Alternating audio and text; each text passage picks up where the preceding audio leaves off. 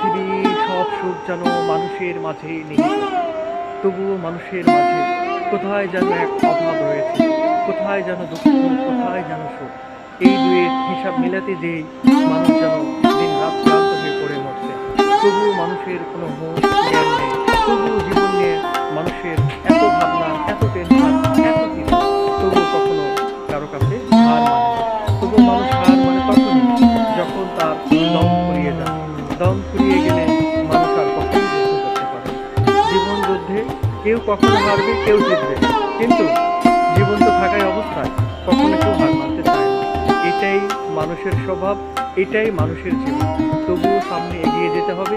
আপনারাও দেখতে থাকুন ঈশ্বরদী জংশন কত চমৎকার, এবং এই জংশন থেকে দেশের প্রায় প্রতিটি আনাচে কানাচে যাওয়া যায়। আপনারা সবাই বেড়াতে আসবেন এই ঈশ্বরদী জংশনে। ধন্যবাদ।